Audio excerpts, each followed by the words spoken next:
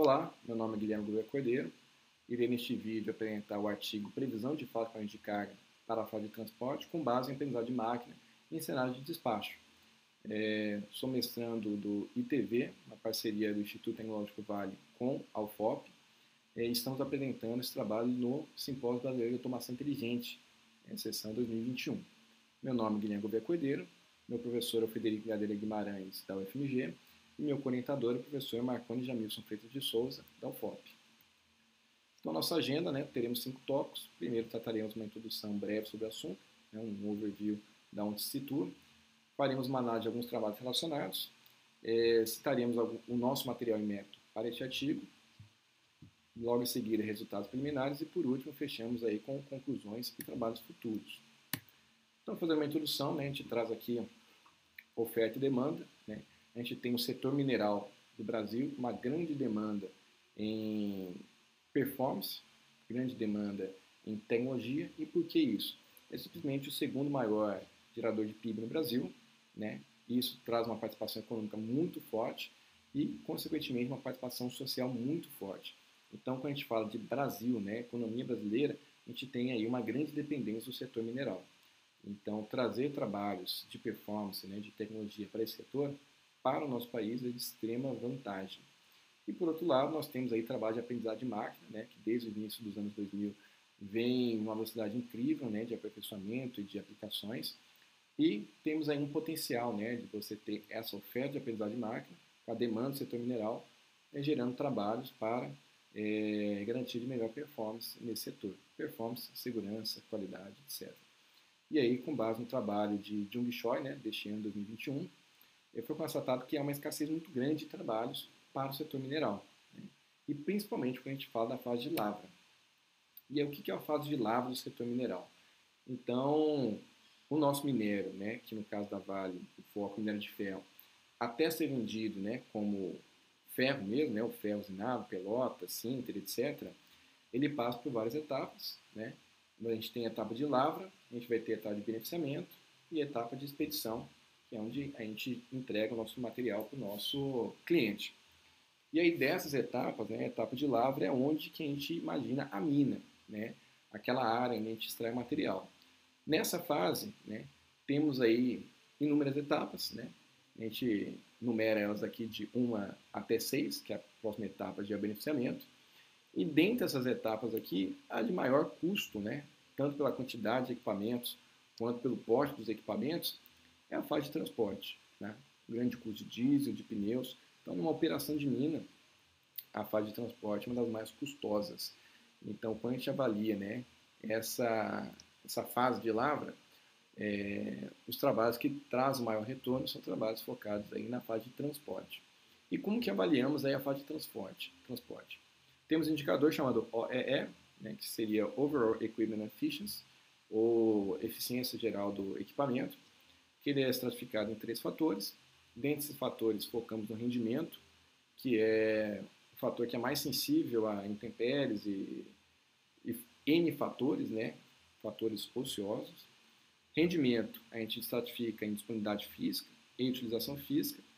Então, rendimento é basicamente quantas horas você está conseguindo trabalhar com o seu equipamento. Separa em disponibilidade, que é quantas horas você está manutenindo e quantas horas você está disponibilizando o equipamento, a primeira parcela.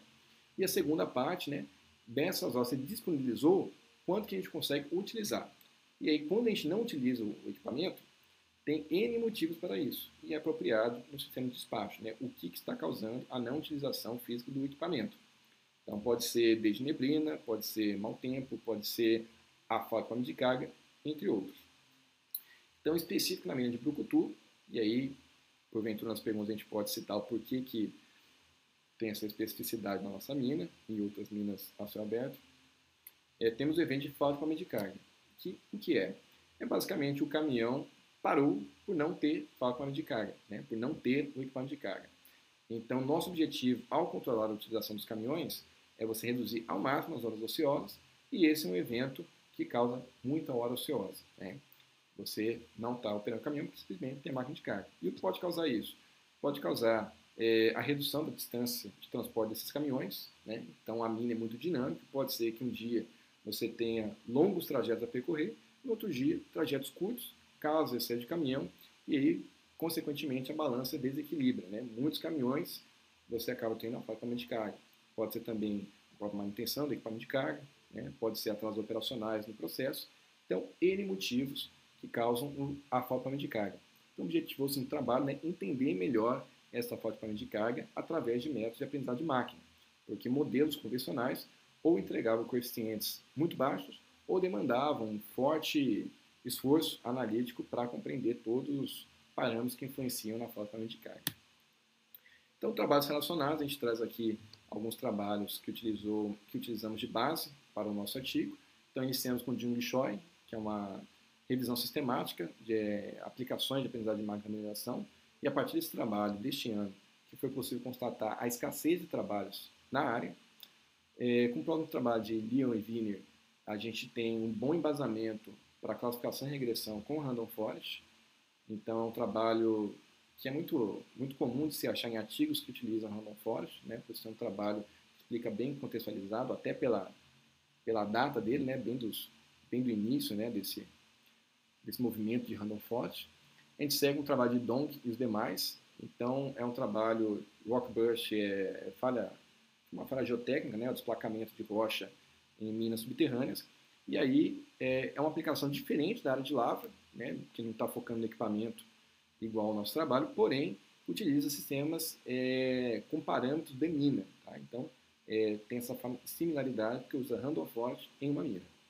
Seguindo aí, temos o trabalho de Maheswari e os demais, que são análises de regressão e predição para eficiente extração da indústria mineral usando Industrial IoT.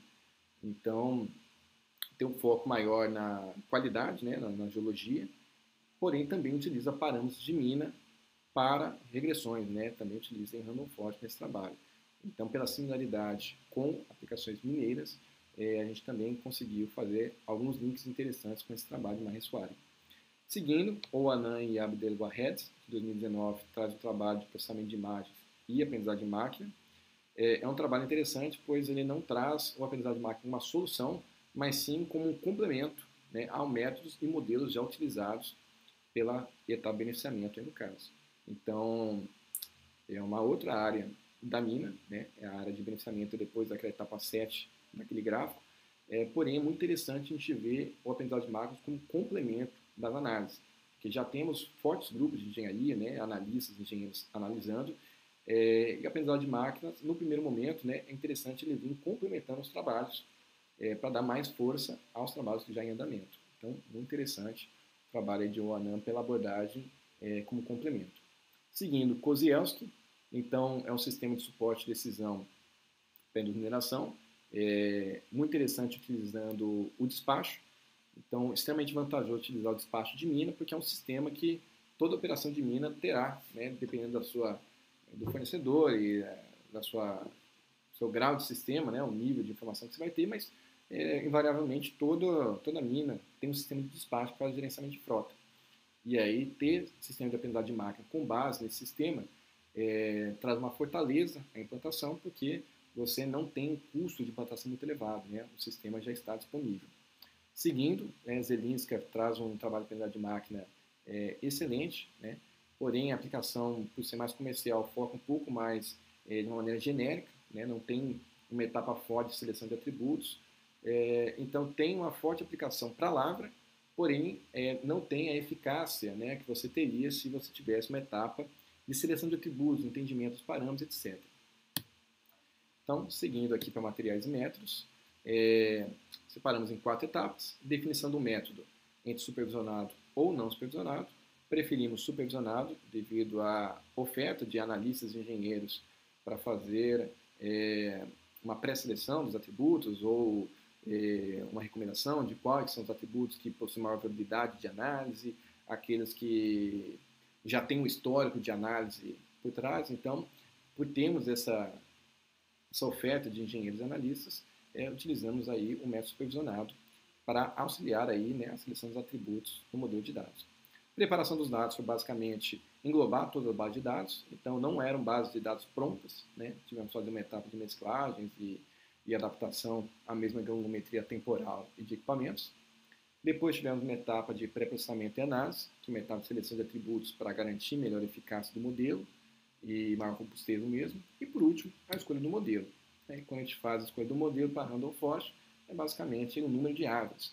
Então, à esquerda aqui nós temos um exemplo, né, de como funciona por alto a Random Forest. Então, no dataset temos várias árvores de decisão, né, para definir as classes normais ou anômalas, né, assim, resultados sim ou não. E aí, com base na votação majoritária, temos a classe final. Então, Random Forest é uma floresta, né, por isso vem um Random Forest, uma floresta de árvores. E aí, o número de árvores é um parâmetro a ser escolhido para definir o modelo. Quanto mais árvores, maior o processamento. Pode ser que tenhamos aí resultados mais favoráveis, mas chega-se um momento que, com muitas árvores, também a gente tenha um super treinamento do nosso modelo, né, deixando ele muito perito para o nosso dataset de teste, mas caso a gente coloque outro dataset, ele não tem uma resposta tão interessante. Né? Então vamos lá aos resultados preliminares. Então, quando a gente traz os dados, a gente trouxe 5 meses de dados, 860 mil registros, separado em 20 parâmetros na mina de Brucutu, São Gonçalo do Rio Abaixo da Vale.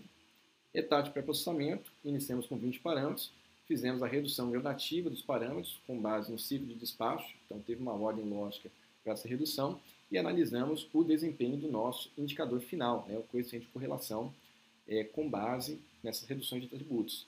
Então, ao final do processo de backward select, inicia com todos e vai backward, vai reduzindo os seus parâmetros selecionados, conseguimos chegar no modelo de 5 parâmetros com um coeficiente de correlação de 77, 0,77. Então, analisando em números genéricos, a gente reduziu 75% dos parâmetros e aumentamos 10% a eficácia do nosso modelo, comprovando a importância da etapa de seleção de atributos. Por último, a escolha do modelo. Tá? Então, escolhemos um modelo aí com 5 parâmetros para predizer o fatamento de carga. E aí, entre os Random Forest, tivemos uma performance superior no Random Forest 50 e 100. E como a gente objetiva ter um modelo mais otimizado, preferimos aí o Random Forest 50. Se os resultados são semelhantes, vamos ao de menor consumo. E aqui a gente compara com o método anterior, regressão linear, que era de 0,35. Então aqui já se comprova a eficácia de todo esse trabalho de preparação dos dados, da aprendizagem de máquina, a gente consegue sim ter aí o dobro do coeficiente de correlação. Então, com isso, fazemos uma conclusão. Atendendo essa demanda do setor mineral com a oferta de aprendizagem de máquina, é viável fazer esse trabalho? É viável. Tenha toda essa etapa de preparação dos dados. A gente espera que com mais trabalhos no futuro se torne mais tranquilo o caminho a ser percorrido de análise de dados, de preparação das bases de dados, porque há resultado. A correlação que a gente trouxe aí foi de 0,77, enquanto os métodos convencionais que trabalhavam de regressões lineares trazendo 0,35. Então, a aprendizagem de máquina é, sim, viável para o setor mineral. Para trabalhos futuros, o que nós esperamos? Reduzir a granularidade temporal, então sair da granularidade dia a dia para a granularidade turno a turno, estratificar a sorte de carregamento. Então hoje a gente fez um trabalho carga-transporte e agora a gente pode fazer uma análise entre as frotas de carregamento para nossa frota de transporte, identificar qual frota pode ter aí um fator mais forte de influência na frota de carga. E por último, explorar a distribuição de valores, que é a gente entregar ao nosso cliente, por exemplo, planejamento, se você quiser uma utilização de tantos por cento, qual a probabilidade de você conseguir isso? Qual a probabilidade do frota de carga não ser uma parcela significativa aí na utilização dos caminhões? Então aqui fica meu muito obrigado pelo tempo despendido nesse artigo, segue meu contato e eu mantenho aí a agenda aberta para esclarecimento de qualquer dúvida. Obrigado.